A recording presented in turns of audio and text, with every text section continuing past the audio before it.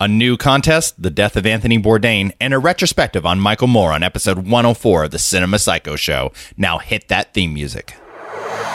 Oh, goody, goody, here it comes. Welcome to the Cinema Psycho Show. You are interested in the unknown, the mysterious, the unexplainable. That is why you are here. Oh, my God, don't stop now! With your hosts, Brian, John, and Elaine. Welcome to the Cinema Psycho Show, the madhouse for film freaks and film fans of all types. I'm your host, Brian Coddington, joined by my fellow co-hosts and filmmakers, John and Elaine Woolscroft. How the hell are you two doing? I am super. How are you? It's rainy. Yeah.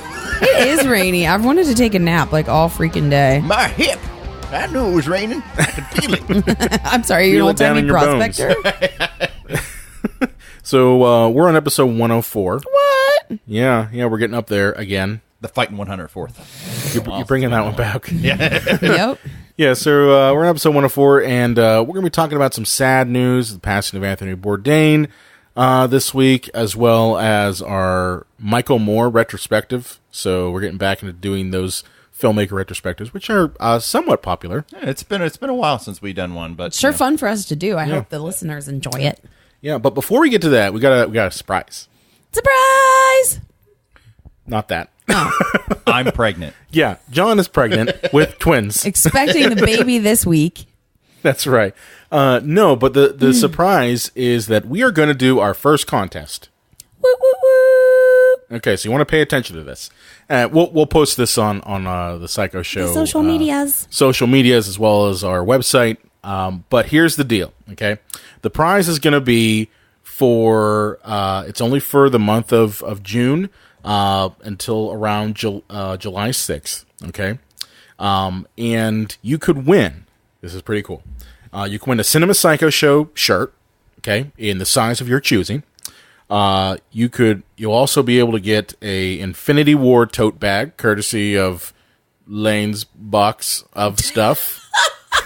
I love your box. Wrong. We have an Infinity War tote for you guys. It says like Marvel Studios on it. It's a black tote bag. It's real nice. It's pretty Hashtag cool. Lane's box. Lane's box of No, stuff. hashtag Lane's Boxo stuff. You got to get the the hashtag for the full effect. Yeah, and on top of that, we're also going to include in this grand prize a copy of the movie The Rake by filmmaker Tony Wash, who we interviewed 2 weeks ago. And you get all that, and here's how you get all that. Okay, this is important stuff. So write it down, kids. Write this down, okay? Get a pen and paper. All you got to do is really easy. Is you go to iTunes, you look up the Cinema Psycho Show, you subscribe, you rate it, you write a nice review. Actually, it doesn't have to be nice. It could just be any review. You could say, you guys suck balls, and that's fine. Don't just do that to be funny, though. Like, if you would like to leave a review and you genuinely listen to the show, and if you have a genuine concern, by all means. Oh, yes. But don't just please don't write just suck balls. I would like to reel that one back. Please don't write you suck balls. Right, just for the sake of it. If you genuinely feel that way, let's talk. Yeah, we could talk about that. It'd be weird if they got 104 episodes in and just said, this isn't for me. Perhaps. But you know. Right, but the point is, I'm trying to get across, guys, is that I don't want to dictate the type of review. I saw some podcast contests that I saw doing research for this that said, oh, you only have to give us a 5-star review. You only have to give us, a positive review. I don't care. I just want to see some review because we haven't had any in a long time. Yeah. And it would be nice to see how we're doing. Okay. Yeah, and if you don't give us 5 stars, please tell us how we can earn your 5 stars. Absolutely. We're always open to Let us improving the know. show. We want to know. I'll do a lot of things. I'm very flexible. That's right. John is very flexible. Even with him being pregnant, he's going to be flexible. I'm moist. Oh my. Oh So my. anyway, let's roll back here, guys. Okay, so again, go to iTunes, subscribe, rate us, review us, take a screenshot of this. Okay. Yeah, screenshot your review. Screenshot so we your know review. it's a recent. So we know that we can, And we know it's you. Yeah, yep. And send it to cinemapsychoshow at gmail.com. Cinemapsychoshow at gmail.com. And with the subject June contest. Okay, and that's it. That's all you got to do. That's very simple. It sounds like a lot, but let's recap real quick. Recap here. Rate, review. Yep, and subscribe. Screenshot that ish, and just email it to us at, what's the address, Brian? Cinemapsychoshow at gmail.com. That's easy. You can do all that from your phone. Yep. And don't forget to eat and drink water too. because you need that to live. Well, you do, but you don't need to do it to win the contest. That's true. You do. Winner will be announced on Instagram. So, hey, if you want to know, you can subscribe to our Instagram at Psycho Show, too. Yep, we'll reach out to the winner personally, but you won't know right away like everybody else will if you don't follow us on the gram. That's right. And, I mean, honestly, if this first contest goes well, then we'll be open to doing this again. I just really want to try to, give back to our listeners. We give like them some you all swag, so much. And, see how we're doing with our reviews and everything. Definitely. Okay. Definitely. So next up, we got a bit of a sad news. Yeah, man, we got the worst news story. I feel. I was been a bad week. I was road tripping on Friday, and I was taking a trip with my mom, and I was on the way to meet her, and when I was driving, John called me, and he said, I'm really sorry that I have to tell you this. He's like, but Anthony Bourdain died. And I was blown away. I mean, I couldn't believe it. I thought maybe he was in a car accident or a plane accident or something. Yeah, I thought the story was fake, actually. When you see that somebody famous died, do you check like 5 or 6 different sources? Yeah, now I do. Yeah. Because there's a lot of misinformation out around there, of course. And I know, John, you had told me privately, and hopefully it's okay I put this on our podcast, but when you saw his name real quick in a headline, John was like, oh God, who did he fuck? Because that's the news these days. Do you know what I mean? Like when you see a famous male name in the news, it's upsetting because you're just like, oh God. And then you saw that he had died, and that's a different kind of bad. Yeah. But it's just so sad, Bourdain, he was 61. If anyone's not familiar, he rose to fame with his novel that he wrote out of an article for the New Yorker, the No Reservations book that he had written, basically, kind of telling everybody about the restaurant industry in a way that we hadn't been told about before, The underbelly. It was pretty scathing. This was pre for the time, correct? It was, and this is like pre, like the porn-like obsession with food. I feel like this is like before the Food Network had really taken off. One of Tony's first shows was on Food Network, and he was not PG enough for Food Network, so they parted ways eventually. But his book No Reservations came out in 2000 and explained kind of his own life, and he explained a lot of his own times as an addict. I mean, Anthony Bourdain was addicted to heroin for a good bit, and he was able to overcome that.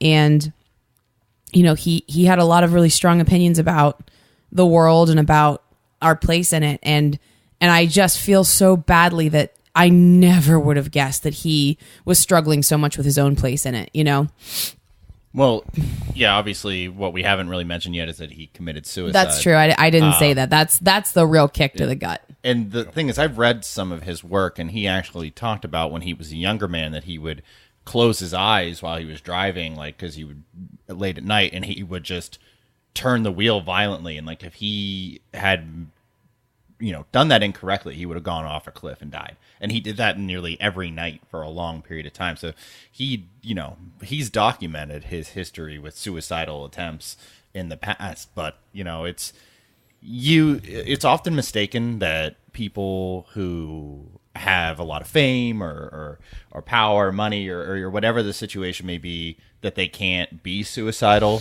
or be depressed or have problems. And it's deeper than that. It's a illness. It's a sickness. It doesn't matter how much money or attention you have, you can still be suicidal. I think it almost adds more.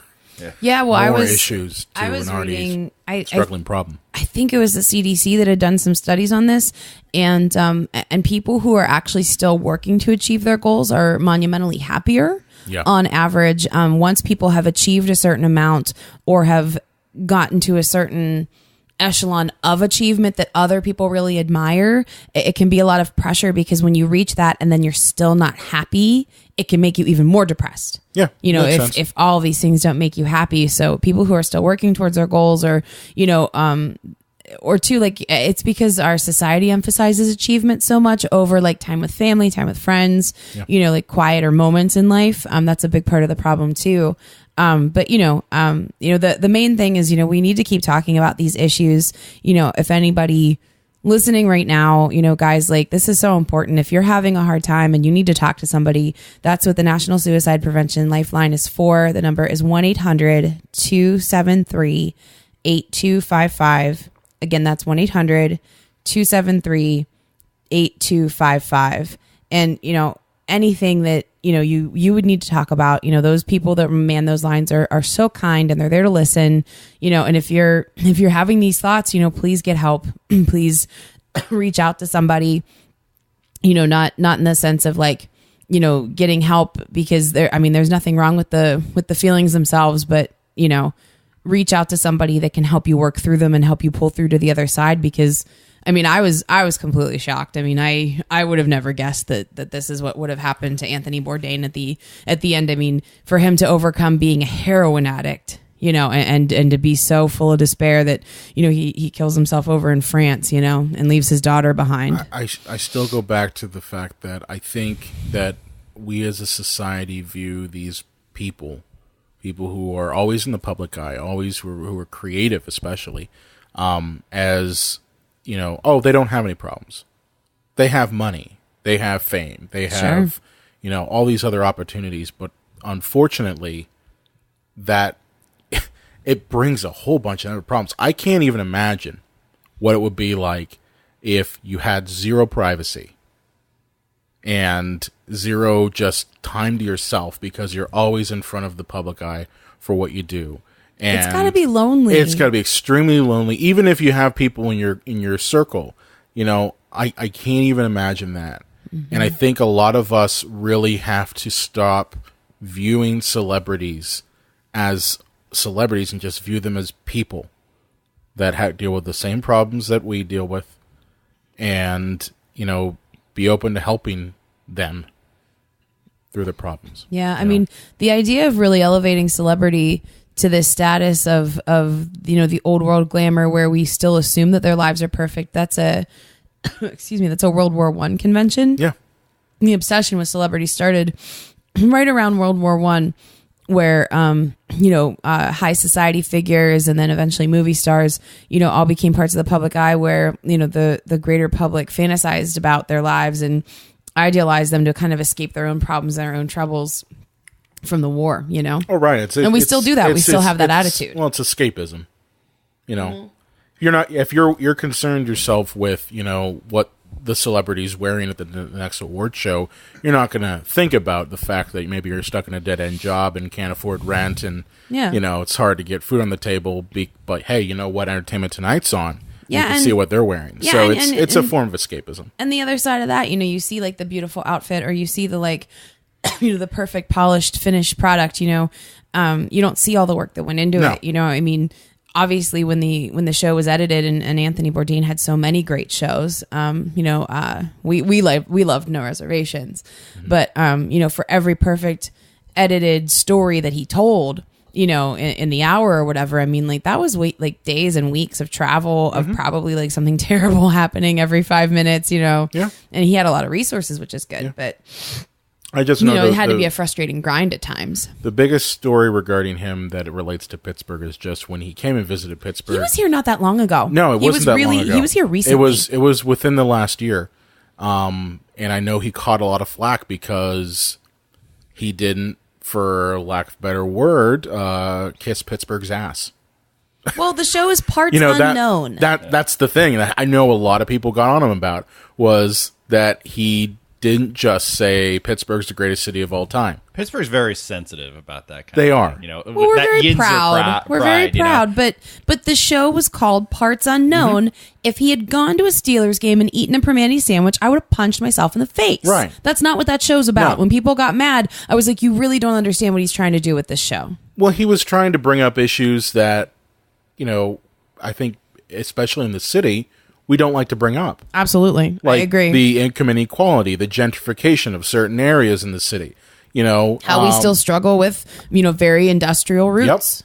Yep. And how we're trying to transform ourselves, but, you know, what happens when we transform ourselves into this tech hub, which is what we're trying to be. Right. But I like the fact that he was very unfiltered. And he had about a very objective take. He didn't have a dog in the Pittsburgh fight, so he was able to call it more objectively than we would, and I had no problem with that. I mean, the man isn't diners and drive-ins, I mean, he's not that guy.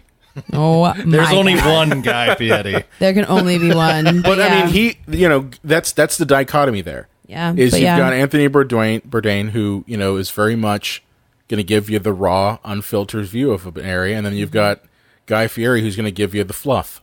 Yeah, and I mean, it's just a shame because I really enjoyed Bourdain's writing. That was my favorite part of his career. He wrote some fiction books, Really? that were really good. Yeah, I know he studied to be a cartoonist. Yeah, as and well. I owned a couple of the books. If you want to borrow one, I'll lend one to you. There's one about the mob that's really good. Cool. Yeah. Very cool. But yeah, rest easy, Tony, and hopefully someday I'll be able to grab a bowl of ramen with you on the other side. Yeah, this is usually where I have some kind of like snarky thing to This was tough. transition us. But yeah, I think in light of what our opening story was here, I think we should just move on to Agreed. Agreed. Yeah, So- this is gonna be a little lighter now. Now Yeah, that we moved a little on. No, bit. I don't know. I mean, this is our Michael Moore retrospective. That guy tackles some big shit. He does. Big topics. Yes, we are doing as Brian mentioned at the top of the show, the Filmmaker Retrospective. This time we are doing documentarian as Rockstar. Michael Francis Moore. Michael Francis, look at Is you. that his real name, Francis? I have no doubt. John's got his shit together, all right? He was born exactly 1 year apart from my mother.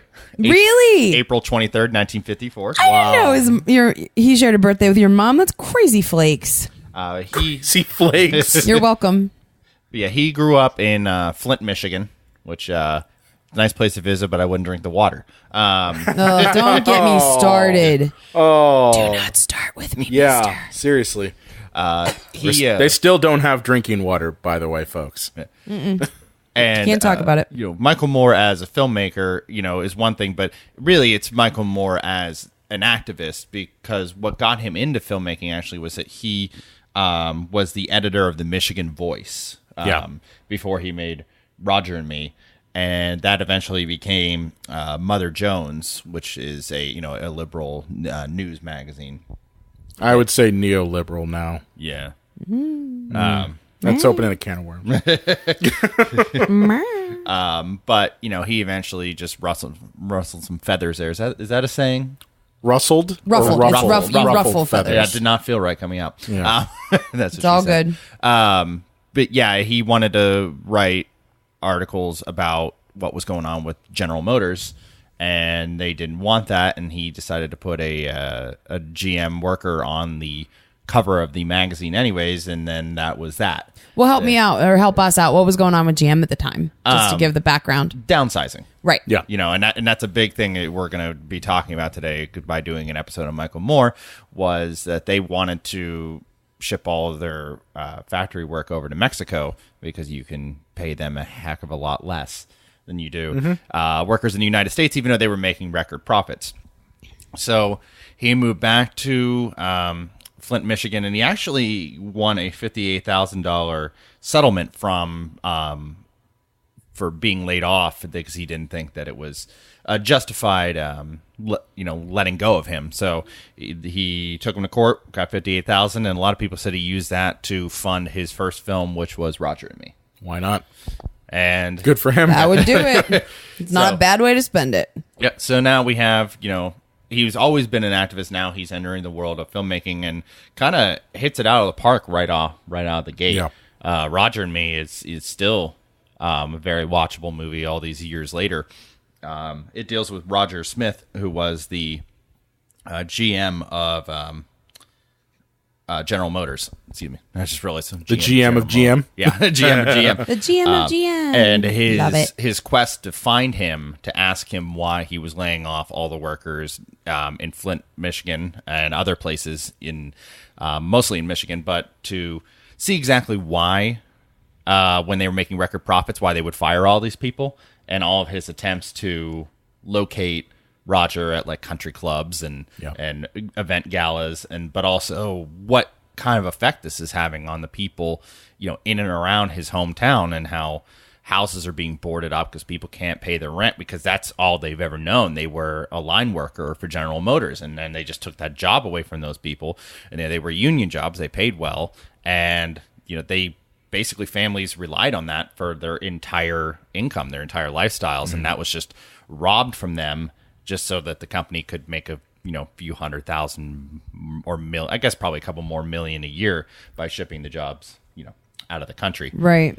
What's interesting about this documentary is it's one of the only times that I can remember where, especially in, this came out in 89. This was right in the middle of, the Reagan era where business is good and everything like that. And this is one of the only times where, you are pulling off that veneer of, compassionate conservative corporatist, and you're seeing the real underbelly of it, which is, GM did this to make a profit. They're not putting people above it. They're putting their profits above it. They're putting the shareholders above it. And I can't think of any other time prior to Roger and Me where that's been the case, where that has been the narrative.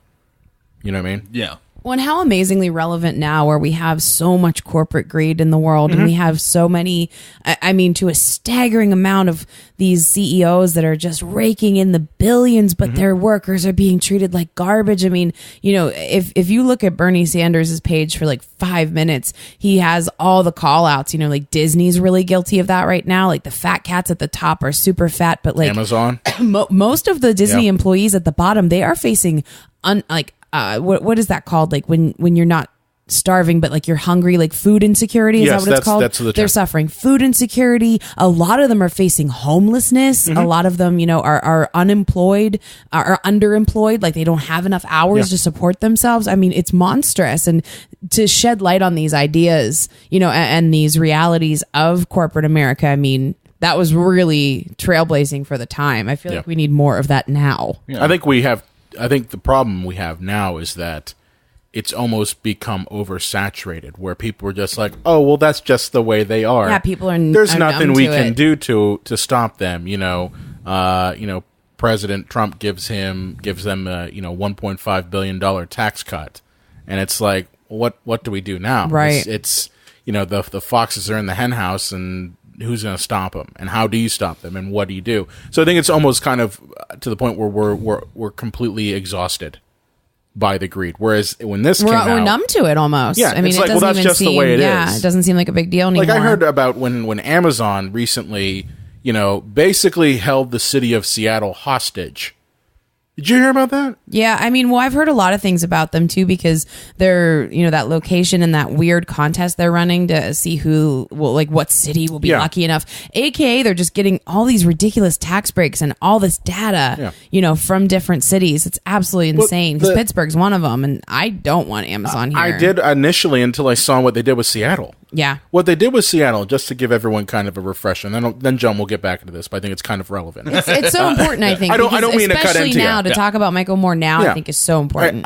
What happened in Seattle was that Amazon was in the process of doing a big expansion to their Seattle headquarters. Okay, they had hired workers and things like that to do this expansion. Yet the city of Seattle has been dealing with a major league problem of housing in the city. Along with just the fact that the transit is god-awful there as well. But the big thing is the housing. Because of Amazon and because of a lot of these other tech places have moved in there, they've priced out the housing availability. So what the city of Seattle wanted to do was create a special tax on basically corporations like Amazon that have benefited from how great the city has been to them, and use that tax fund to fund low cost housing for people who have been displaced. And Amazon didn't like that. They didn't like that they would have to pay a tax.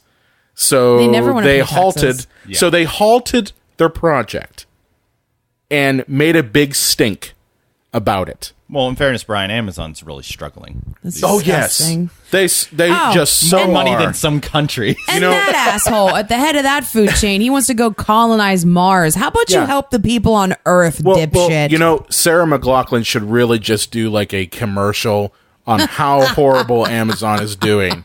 That's all I can do. You just show Anyone will be sued. Just show pictures of like Jeff Bezos in fade out.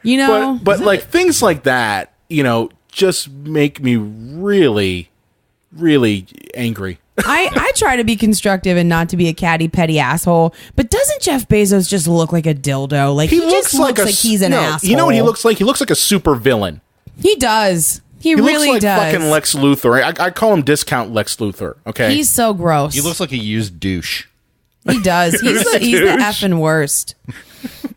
Like when the dog takes out of the garbage and starts like ripping up with his teeth, He just looks like the absolute worst. He just, oh my God. Like I said, I try to be productive and not just I say don't know. things, but that guy can go fuck himself. Yeah. He could do so much good in this world, He and could, he is just if a he wanted selfish to. idiot. Like just an idiot. Oh, Yeah. So, but anyway, back to Gross. Michael Moore. sorry. Yeah, Sorry. But with Roger and me, we kind of got a few things out in the forefront with Michael Moore. We got documentarian as star, and also kind of for one of the first times documentary films being kind of like hip and fun and approachable. It's like before this you think of like Nanook of the North, Yeah, the right. Documentaries aren't supposed to be funny. You think of, oh, they're wheeling the TV into our classroom today. We're going to watch a documentary on centipedes. Still the best day ever. So Or chlorophyll. So actually, my first introduction to Michael Moore was Bowling for Columbine, and I kind of went back and saw Roger and Me and Right. and the other films. And what do you guys make of him basically being the star of these films? I think it's an interesting convention because, it had never been done in the medium before.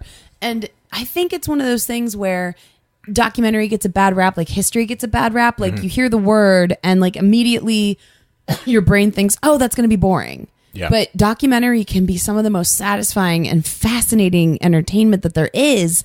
And I think to kind of bring a forward personality to it, we'll get into more of this later because I'll talk about some of my problems with Michael Moore later. And it relates to him being in front of the camera and playing a character. But the idea of doing this, it personalizes this object and isn't just... because his man on the street approach is a lot more exciting than just some B-roll with voiceover in front of it. And especially, too, because Michael Moore wasn't afraid to be confrontational, Right. wasn't afraid to hunt people down. And, like, sometimes things got kind of terse. And, I mean, how many times in a Michael Moore movie have you seen Turn That Off? It's more exciting. It adds tension. It adds drama. And it brings you into more of, like, what's happening and makes your personal interest kind of come in more. Yeah. Like you relate emotionally more. I think in his earlier work, it worked better than now. Mainly because at the time he was very much a representation of that everyman, right? He wasn't just Michael Moore, the documentary filmmaker who, goes on MSNBC and does all these interviews and is kind of basically the speak pipe for the everyman, but then he actually was the everyman.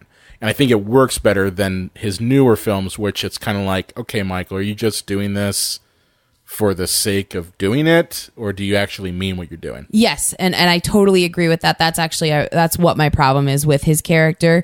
For him to play the everyman, kind of the dum da dum da dum, like, but what does this mean for me kind of character? Because number one, he's a very intelligent man, and then number two, like you said, Brian, I mean, at this point, the character doesn't work anymore because it's not who he is anymore. He's whether we like it or not, he's not an everyman. He's definitely famous in the world for who he is and for his beliefs, and for the work that he has done to date. And for him to continue to play the character, it almost feels a little condescending at times.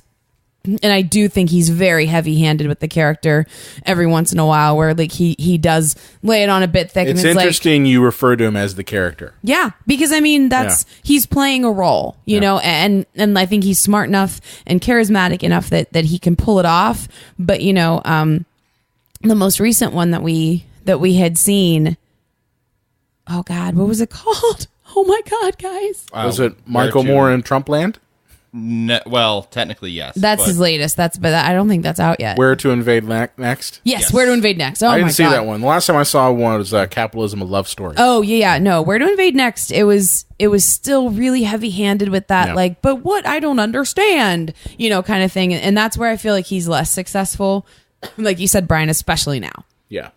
Well, I think when you deal with these kind of issues, if you act hyper intelligent about it, you could come off as obnoxious. Like, I mean, some people, love him or hate him, this guy, like, and there's very few in between. Like, some people might just think he's obnoxious anyways. Sure. But, you know, if you're coming off holier than thou, like, that could just turn off even the audience that likes what you do. Yeah, but I still think it's condescending to be pretending, you know, that you don't know things that you actually know in an attempt to appeal to like a mass audience. Yeah. Like, I think that's condescending. Like, don't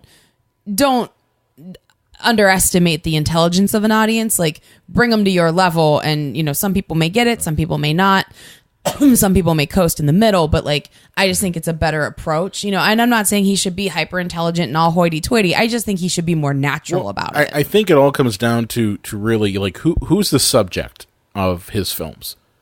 Some might argue it's him. Right, but Right, that's right. What I'm trying to say. That's what I'm trying to say. It's a good question. Especially in his more recent works, it seems to be that his character of that everyman is more the subject. It's what is Michael Moore, the character, going to get into now?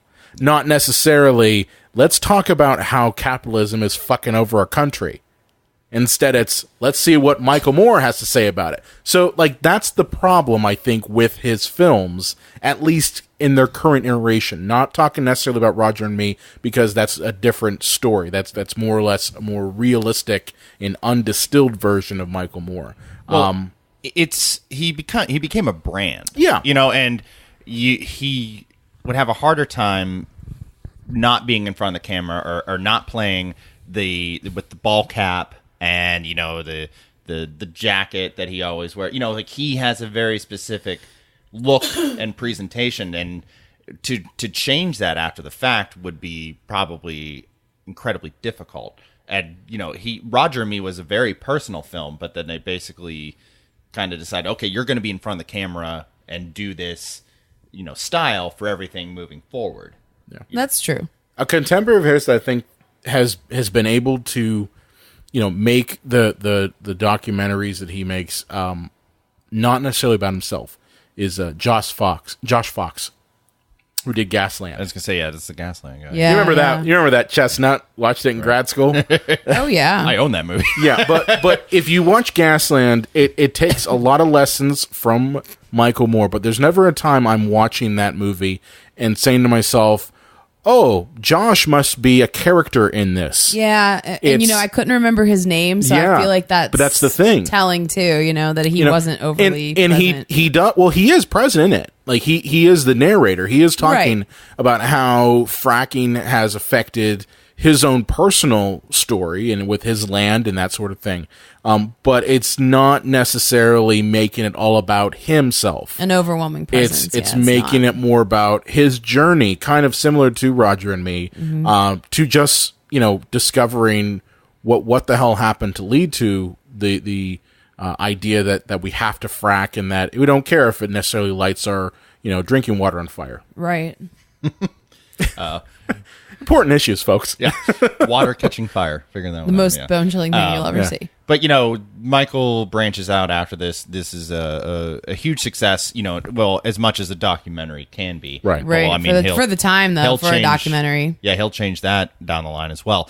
But he gets offered options for television shows, and he makes TV Nation and The Awful Truth, which are kind of similar in the vein of Roger and Me, kind of forgotten over time. I like The Awful Truth. I didn't even know those existed. I liked The Awful Truth a lot. I watched, both of those shows. They're exposés. They're kind of similar to like Dateline, but like funny and hip and irreverent. MTV style. generation stuff. Yeah. And obviously, we want you out in the forefront, just like in your movie, once again, carrying on that character, Sorry. It's okay. Guys, I'm dying. My sinuses are so bad. Oh, I'm so sorry. Keep it in. Yeah, we're going to keep that one in. No, I was like pausing so you guys would cut it out. Fuck you. I don't feel Too late. good. Yeah. Too late. Roll on. Fine. But, he starts writing books as well. Downsize This, Stupid White Men, Dude, Where's My Country? All 3 books that I own. Dude, Where's My Country? There's a minor Michael Moore shrine in our house. Yeah. Minor. And he actually goes into the foray of fictional film with 1995's Canadian Bacon. Oh, my God. Starring John Candy. Yeah, that's So right. good. Yeah. So good. Which is, it's one of the only times that he branches out from documentary film. Now, I mean, like, he's made, like, guest spots in movies and stuff like that. Like, Ed TV, he was in that movie.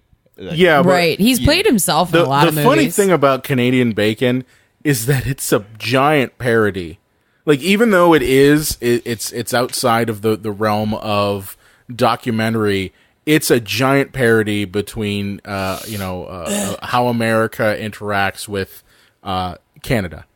Like that's the best part about it, is that it equates the Canadians to kind of dumb happy people, and the Americans as cynical assholes who take advantage of that. Sounds about right. Well, current circumstances, yeah. But that's the thing I love about it, is even though it is not a documentary, even though it's basically just a narrative piece, it is, a parody, more or less, because you have John Candy's character who thinks that there's a war going on between America and Canada. Right. Yeah, which is the crux of the film now. As much as I love Michael Moore, his strong suit is not fiction writing. No, it's not. Agreed. I mean, Agreed. I've seen Canadian Bacon twice, and that was one too many. It's it's one of those movies where if it's on, I'm going to watch it. Like TBS has it on at 3 o'clock. No, I'm just saying, if it's on, I'm going to watch it. Yeah, it's got some Yes, funny very moments. Funny. Yeah. But he gets back into the documentary game with The Big One, which is kind of a forgotten movie because if what do you think of when you hear Michael Moore? Bowling for Columbine and that one movie he made about George Bush. You don't. The Big One is really just kind of forgotten. Right. But it is similar in the vein of Roger and Me with his like attack style on CEOs that are downsizing across the country. He's going on the book tour for Downsize This. Yeah. And as he's going city to city, he's stopping by places that are, where corporations are disenfranchising their workers. And he's using that, like I said, that attack style where he brings camera into people's faces and challenges them and asks them why, they're doing this. It's kind of, it's a little bit of a muddled movie. It's easily his weakest work, which, I mean, it's still very good, even having said that. But I have 2 words for you guys, and I want to see what you think. Hatchet job. Oh, Hatchet job. Tell me more. Explain. Well, a film professor of mine in undergrad actually said he wasn't a fan of Michael Moore because he said he's not a documentarian. He's just a hatchet job, meaning he cherry picks exactly what he wants to show and does not allow the other side to have any kind of say or retort in it.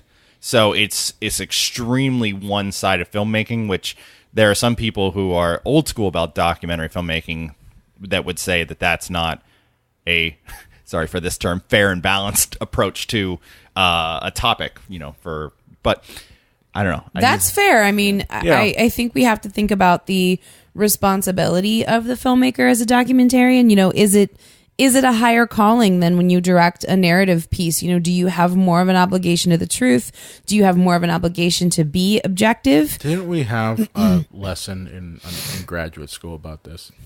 It's just Probably. I mean, I feel like it's something we may have taught ourselves, like everything else in grad school. I don't know. I mean, for me, I tend to think that no matter what you are working on, no matter what you are creating in filmmaking, there is always going to be a bias. I'm not one of those people who believes that you can go in completely unbiased, because that's unrealistic. Everybody has opinions. And whether you're making a documentary, you're trying to tell a story no matter what. So I don't know if I necessarily believe that you have to get both sides. I think if you go into it saying, hey, I'm seeing an injustice and I'm going to tell the story of that injustice. I mean, I'm just trying to think, if you got the other side of GM saying how they downsized a bunch of people, what is their argument going to be? Well, we needed money for our stockholders. They're not going to tell you that. They're going to bullshit you. Yeah. And I mean, you could say, well, let's throw that in there, because then it works when we show footage of families that are back on food stamps, because, Mr. GM over there says, hey, yeah, we did it to grow our thing, or they always use some sort of bizarro language like, oh, we're doing it for innovation.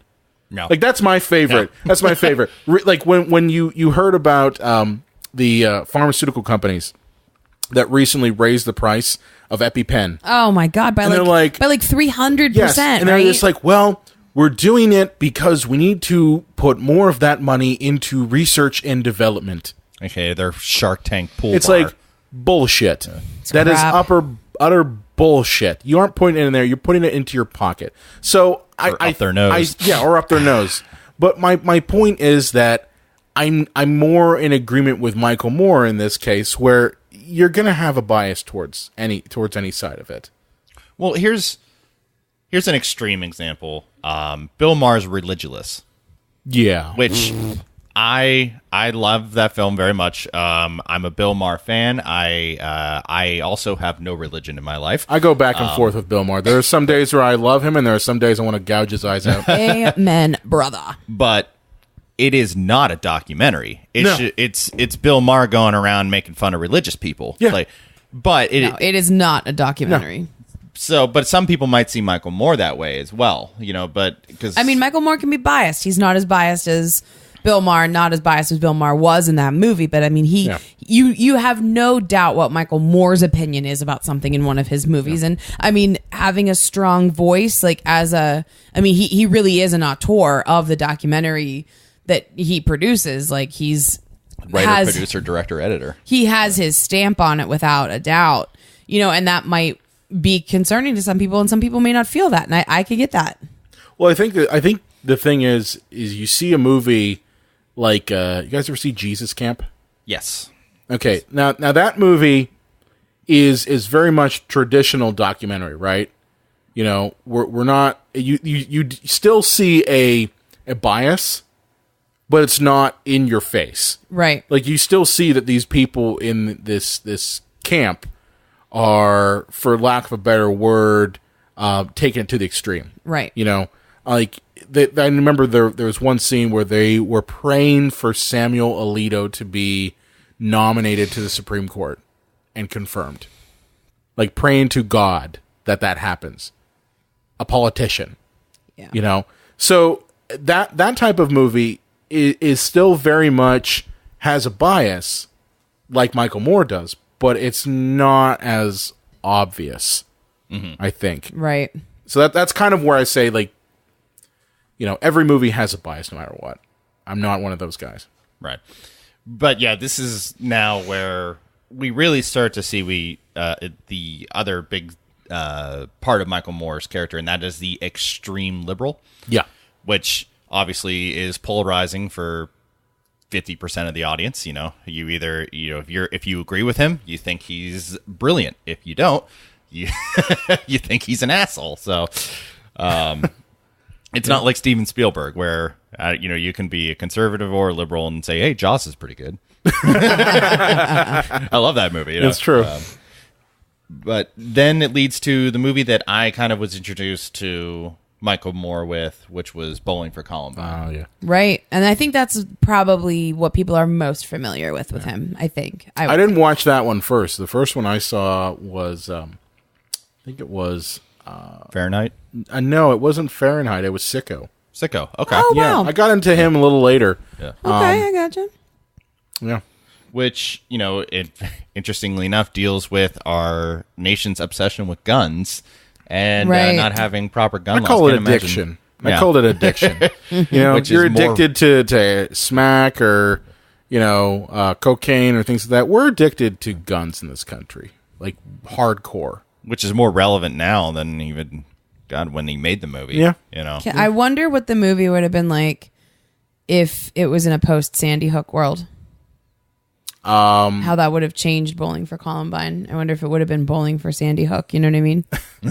Well, How about just bowling for sanity? well, the bowling part came from the fact that they went bowling, in the Right. morning and then Right. shot up the school. Well, I know. But, and that, I think where he got a lot of notoriety, even more so in the film, was when he accepted his Oscar. Because this documentary won, the Oscar for Best documentary. documentary. Yes. And he gave a speech that night. And this is 2003, mind you. During, Yeah. Right, The year I graduated high school, y'all. right as we're entering into Iraq, and there is a lot of unfounded patriotism. Like, not that there's anything wrong. I mean, it's good to be patriotic, but it came from a place of misinformation, I would say. I call it blind nationalism. That's a good way to put it. Yeah, that's better than when. Kind of like the Germans before World War II. Oh, my. Not that podcast, guys. But Just saying. But he said, we like nonfiction, and we live in fictitious times. We live in a time where we have fictitious election results that elects a fictitious president.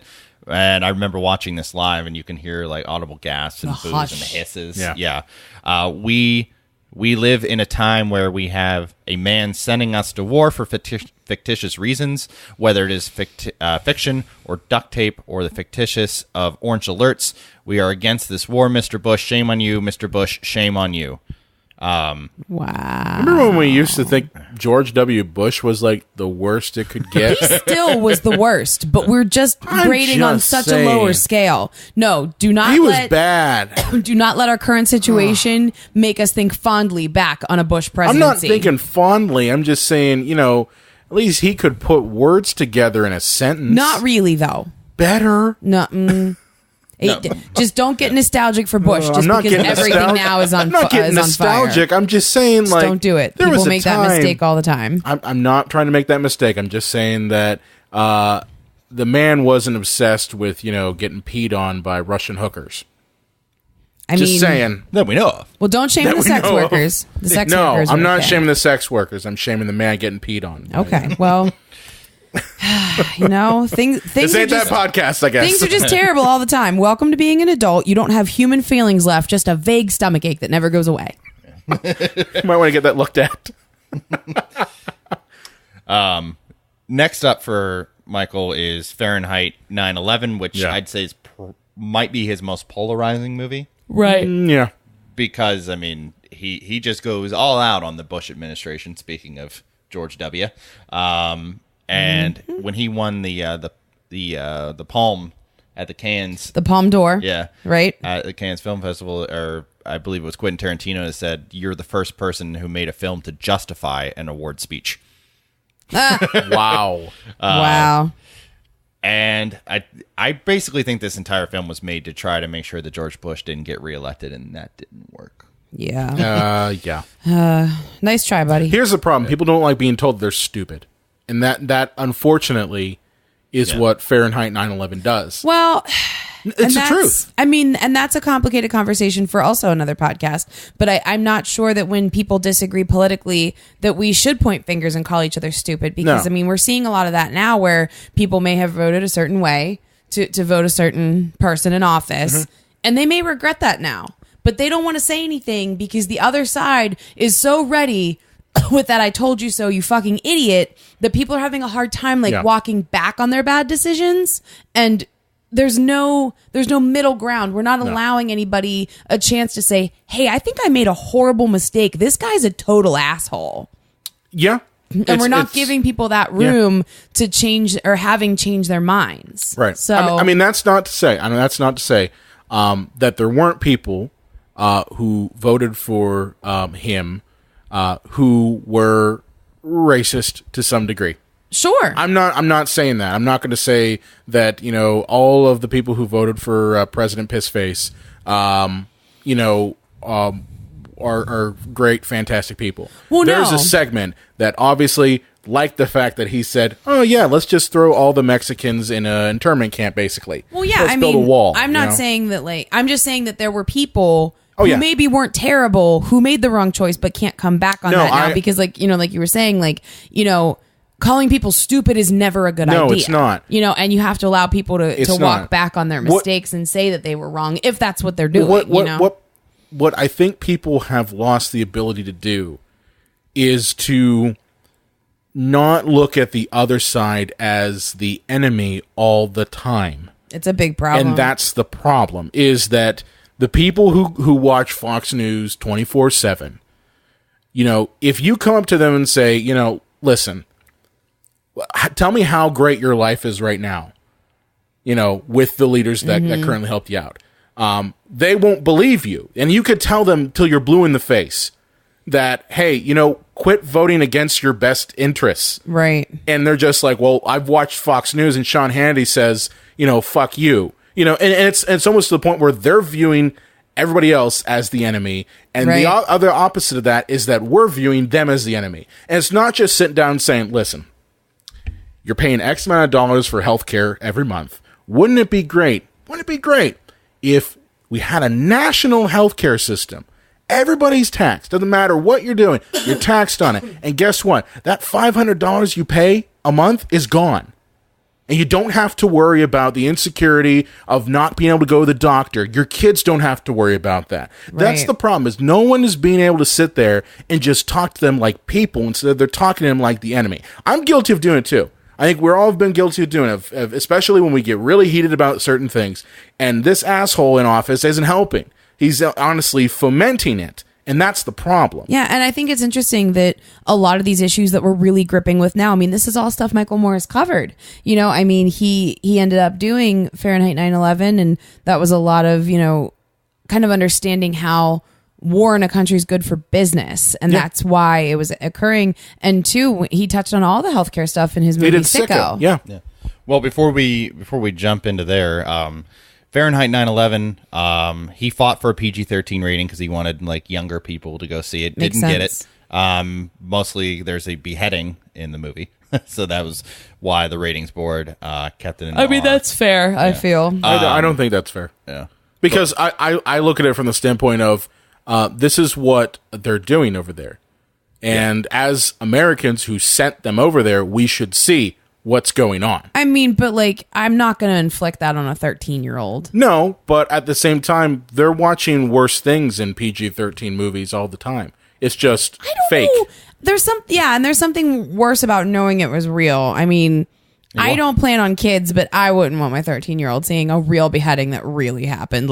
I draw the line at beheading. Well, you've seen Temple of Doom lately? That movie? If you draw the line elsewhere, Brian, I respect that, but I draw the line at beheading. I just think that people should see what war is. Back in World War II, everybody knew what war was because it was always reported. We saw storming the beaches at Normandy. We saw what happened in the Holocaust. And there's a power in the image. And I think we're almost sanitized. We're fighting, 7 wars at the current moment? Give or take 3 or 4. Give or take 3 or 4? But, you don't see images of that at all. No. So we don't really think about it. So that's my soapboxer on that. I gotcha. This film was incredibly successful. Yeah, it was. One of the highest profitable R-rated movies that were out there, and easily, and I think, unless I am mistaken on this, I think it is and was the highest grossing documentary film ever made. Wow. It wouldn't surprise. It was highly anticipated, which documentaries usually aren't as much, but it was highly anticipated and then seen quite a bit. So Yeah. Well, I think there was also a lot of hate watching too. Oh, yeah. He had his fan base, but there was also a lot of people. I want to go in there and just see what this son of a bitch is saying about my president. Right. So yeah, it's not one that holds up as well as the others.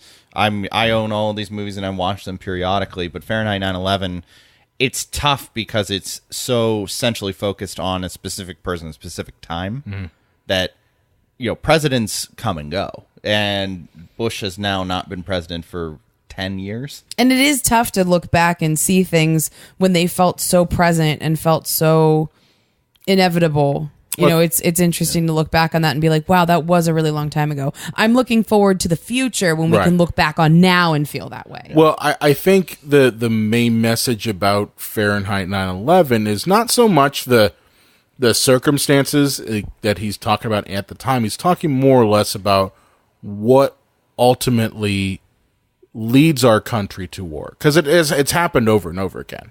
It seems to always be the same thing. Either the guys over there aren't friendly to our interests, so we don't like that. Like that's what Vietnam was. It was very much the guy they elected democratically was not really our guy. So let's get rid of him, put our guy in there, and then, an uprising happens. Let's go fight that for, the next, 7 years? Yeah. That we were in there? And ultimately, it's either that or it's resources. In this case, it's oil. That's pretty much what it was. Iraq had a giant thing of oil. We wanted access to that. You use tragedy to kind of get your ass into war sometimes. So it's the messaging, I think, is kind of, it doesn't age because any war can always have applied.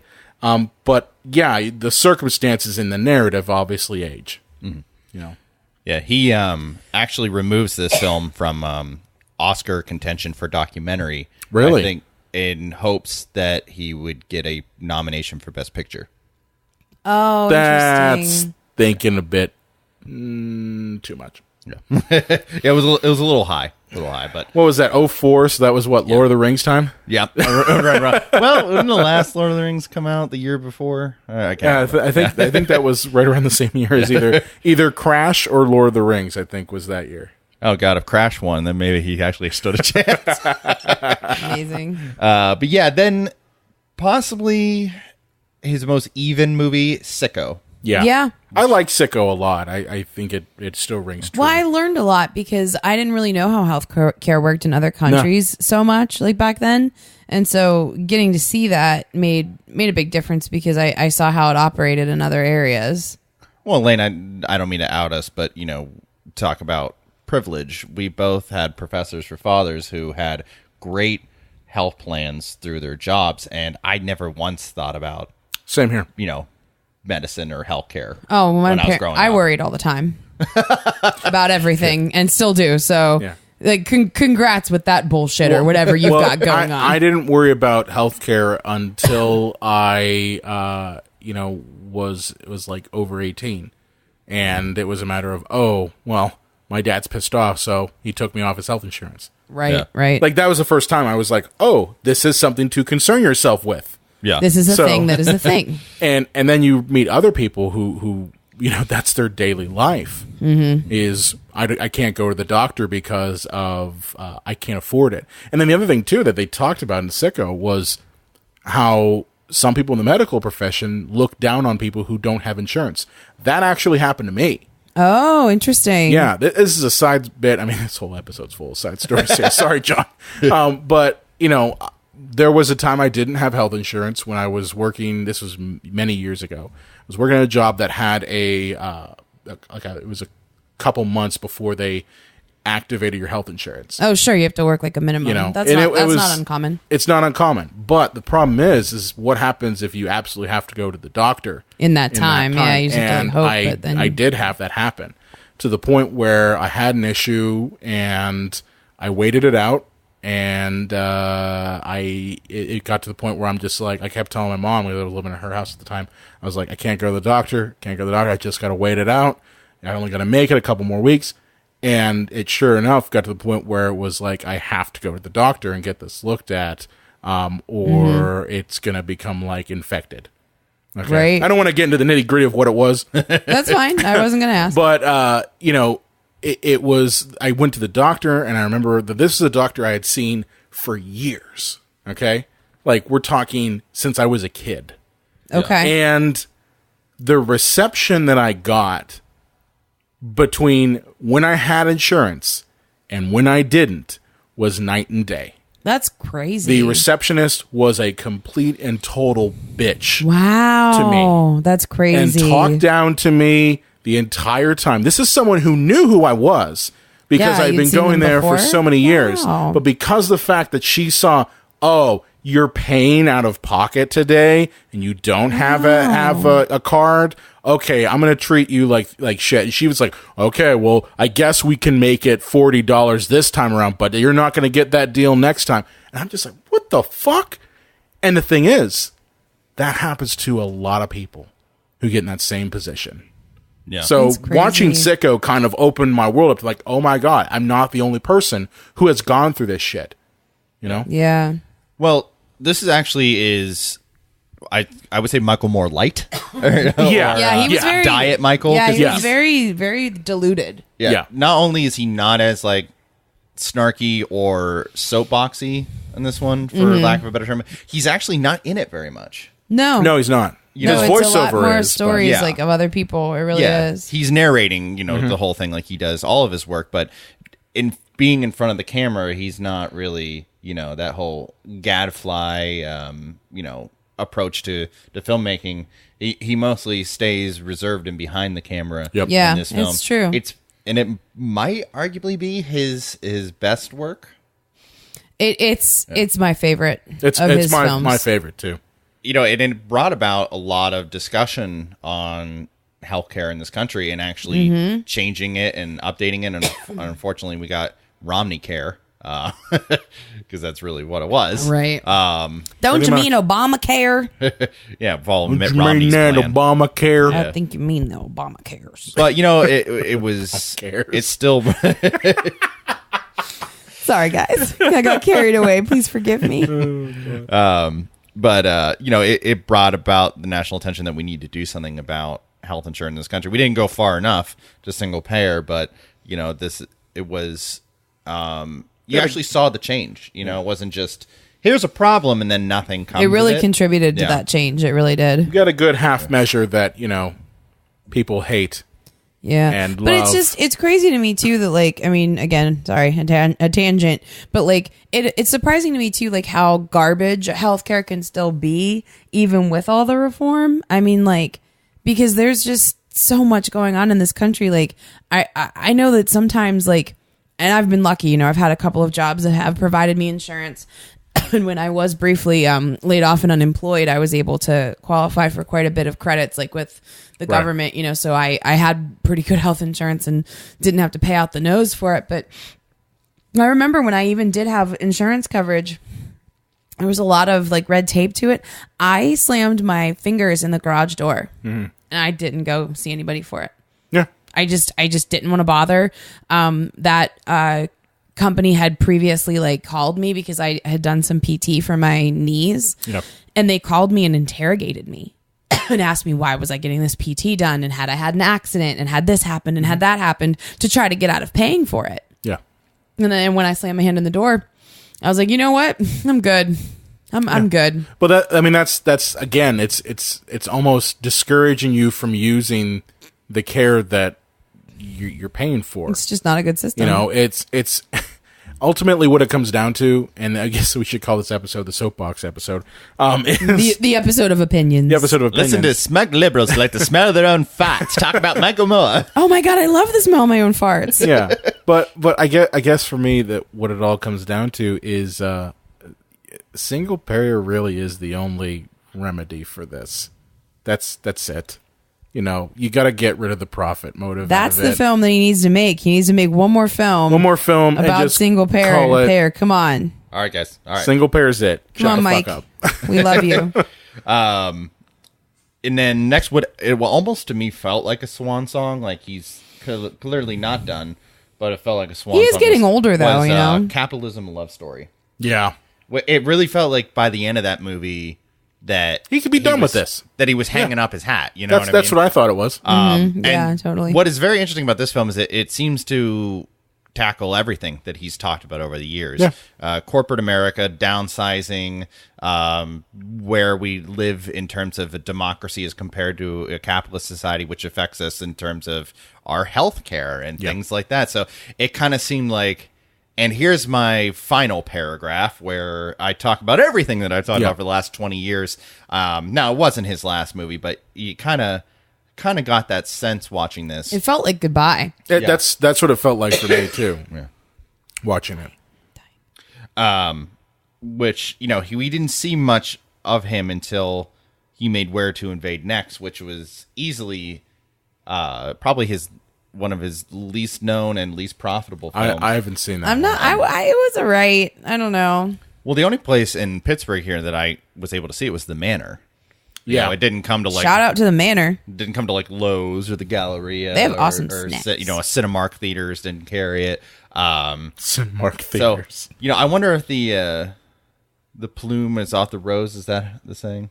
You're just I all think about the bloom saying is off the rose. You're Yeah. you're I all think. about sayings today, aren't you? He's got the sayings. Where man. I don't know if the Michael Moore brand carries the same oomph that it did before. Like when Fahrenheit 9/11 or Sicko were coming out, there was big deals. I think it all goes back to the baggage, if you will, that Michael Moore, the character, brings. That's a good point, Brian. It's no longer Michael Moore, man on the street, talking about real issues. It's the character, as you said, Lane, Michael Moore, that's talking about these issues. And Has he become bigger than himself? I think he has. And I think that's why maybe Where to Invade Next, just like, oh great, here we go again.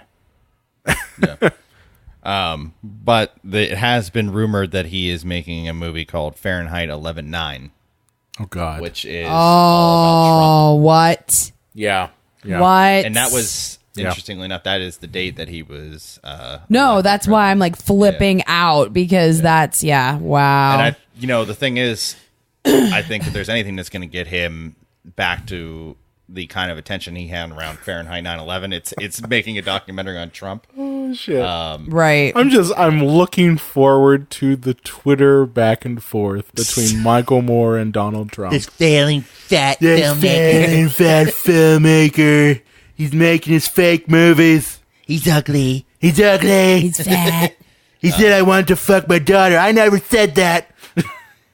I do, but wait, God damn it, I can't delete my tweets. Yikes. Yikes, But, guys. yeah, and so we'll be on the lookout for that one. I mean, I think it was delayed because it was supposed to be done with the Weinsteins. Oh, no. shit. What? Yeah. Oh shit. Yeah, maybe not get in bed with those guys. Yeah, Shite. so it might be with a different production company now. Yeah, maybe. Yikes. But I guess we can talk about his lasting appeal. Like, for me personally, I know I've mentioned it a couple of times in the show, but Michael Moore is the person that made me want to be a documentary filmmaker. And I absolutely love his approach. I can understand how he can be very grating for people, even people that agree with his point of view. I mean, my father, of all people, like I watched just about all these movies with him, and he didn't like the abrasive approach of Michael Right. Moore, even though I think That's fair. he agreed with him on just about everything, but didn't like his style. But you can see his effect in just about every documentary film that is extremely successful that came out after, say Bowling for Columbine, Right. That's kind of the middle of his career. It has that Michael Moore mark on it, say, that's very Michael Moore-ish. That's Right. I mean, that's what I said. Like It's a Gasland. strong style. Gasland has that style to it, but it's very much finding the bits about Michael Moore that are very everyman, that are very, hey, I'm gonna try to tackle the big giant behemoth in the room, and paring it down. Like that's why I think Gasland's successful, because it does take from Michael Moore the things that work. But I think Michael Moore is his own worst enemy. In what sense? In the sense that he has now become bigger than himself. Where, as I said, his last movie, Where to Invade Next, it's just like, oh, great. Here we go again. He might be saying something great, and he might be saying something important, but Michael Moore, the brand, Michael Moore, the talking piece, is distracting from the issues he's trying to raise. That's what I think he's the worst enemy. Well, I mean, a lot of people, come after him because he is incredibly outspoken, and he is, as well as being a filmmaker, he's a pundit on tons of, oh, he's going to be on MSNBC, he's going to be on Rachel Maddow's show, he's going to be on this show, that show, talking about whatever the big political issue of the time is. And obviously he was a big proponent of trying to get clean water in Flint, Michigan, not only because it was the right thing to do, but that's where he's from. Yeah. Remember, crazy concept there where you have to justify clean water for people. Yeah. That's where we're at. Clean water for people. Yeah. Jesus. Come on. And he's at the the presidential conventions, when the election time rolls around. So, yeah, he's out there. So he is. Well, John, didn't he join the NRA? Oh yeah, well yeah, as a very young man, he is a member of the. Isn't he like a lifetime member? Yeah, Michael Moore's a lifetime member. Yeah, well, there was a rumor that he joined to try to dismantle it from within. That's just. But nonsense. it's just a rumor. Well, come on. He was a hunter when he was a kid. He joined the NRA because it wasn't always this fascist, right? Maniacal. It's a good word. It's a good word to use there. The only word I could think of. Yeah, it wasn't until about 25 to 30 years ago that they became their own political identity and ideology. Yeah, the National Someone Rifle would say Association. paramilitary organization. They used to just be, hey, we promote safe gun use, and that's fine. And that was it. Yeah, and I'm honestly that message I'm completely in agreement with. I think you have to have safe gun use. Yeah. I'm not against guns. I just don't be stupid. Don't be stupid is such a good mantra for so many things. Oh, I'll clean my gun, but I can't see. I'm going to put it up to my eye. Don't be stupid. See, it's already so useful. It is. But it's interesting to look at Michael Moore, the filmmaker. Yeah.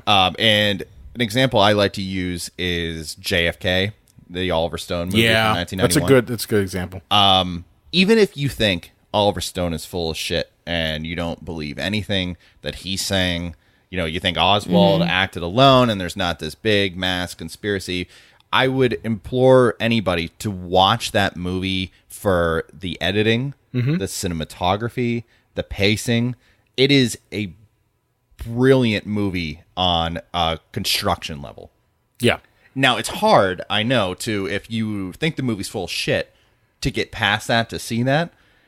Sure. But it's easy for me to say this because I'm a big Michael Moore fan and kind of still Rush Limbaugh term, like a ditto head, with everything that he stands for. I'm like, yeah, me too, Mike. But you can't deny, even if you don't agree with him, that he is a expert filmmaker.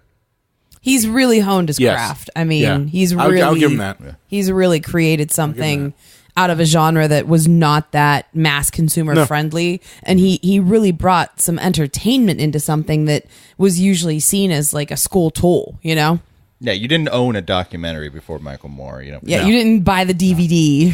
There's a saying that for a genius in their field, that everything that comes after it is in a way copying it, and everything before it seems irrelevant. Now, let me ask you this question since you bring that up.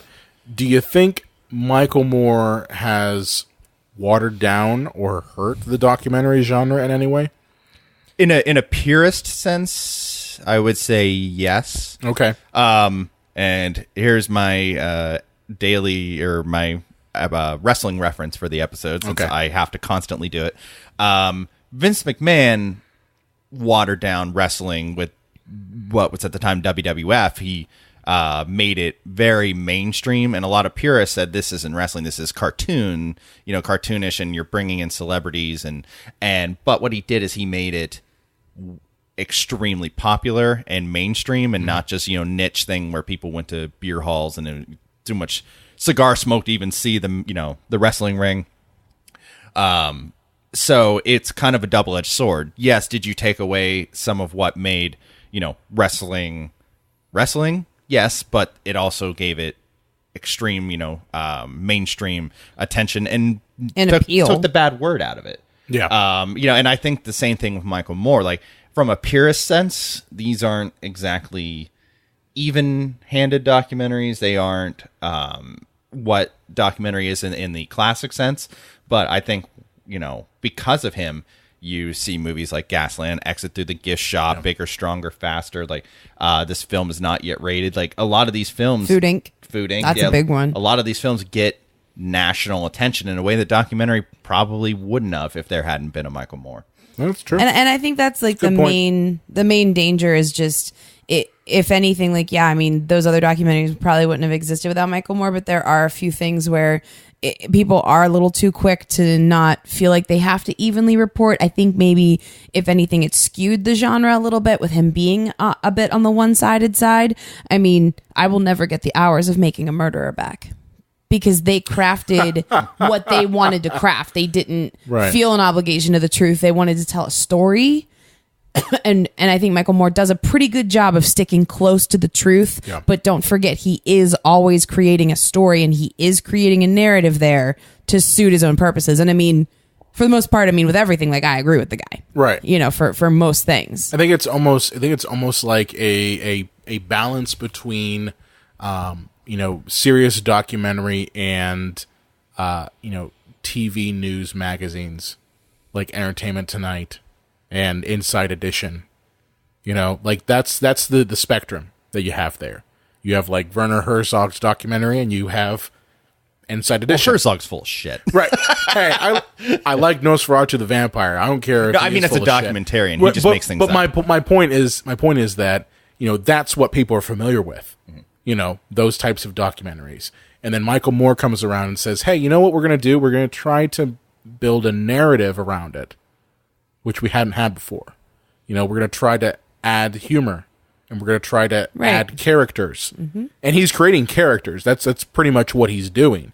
These people that are real people become characters. He becomes a character. Roger, Roger is a character. Absolutely. But it's different, and it almost...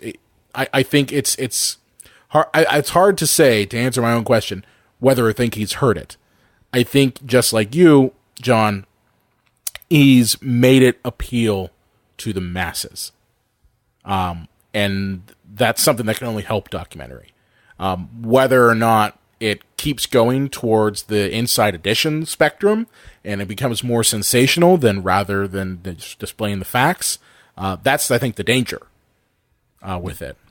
It's the implementation of comedy, and personality that, people, that's what they either love or they hate about it. He's very snarky. Mm-hmm. He has a very clear point of view, and that's what he's presenting forward. Even if he does, as Elaine, as you pointed out, to that gee golly shucks, like, what's going on here? And that grates a little bit. That gee golly shucks. I'm serious. That's what I call it. It's like, fuck you. You know what's going on here. Right? You made the damn movie. I kind of want to say that to him sometimes, but like I said, I mean, it mostly works. And like I said, I mostly agree with the guy. But yeah, but like you're saying, John. Yeah. Well, it's interesting that he's, as we mentioned earlier, he's the writer, producer, director, editor, star. He's the auteur. Okay, Ed Wood. The auteur in every way that you can be an auteur. But so yeah, Elaine? What are your like final thoughts on Michael Moore? Like, where does he stand in terms of your feelings? I think he's at his best in a movie like Sicko, mm-hmm. where he is telling stories that serve the American people. Because one of the things that's easy to forget is, like, he's not a nationalist. He's not going to blindly follow any president, but Michael Moore is a big patriot, and he wouldn't be making these movies if he didn't give a damn about the American people and how things are running in this country, and how, like, sometimes things are really fucked up. Mm-hmm. And I think that that's where he's at his best, when he is tackling an issue and it brings about social change. I mean, that's the dream, right? Like, when we make films, we want it to change people's lives with our art. And when he does that, I think that's at his best. Like I said, I think when he's his most sincere is when he's his most successful. The gee golly shucksing seems sometimes like shtick, and I don't like shtick. Yeah. I don't want bullshit. I want the truth. And when he is the most faithful to the truth is my favorite time. Right. Democracy is not a spectator sport. It's a participatory event. If we do not participate in it, it ceases to be a democracy. And see, good that's thing. That's amazing. I mean, that's Good. That Did you say backs that? up what I just said. Yep, that's a Michael Moore quote. Okay. Backs up what I just said. What about you, John? Well, yeah, I mean, obviously, as I pointed out many times here, I'm a fanboy. And I think this would have been an interesting episode anyways, but, I've read all of his books, I've seen his TV shows, I've seen his movies.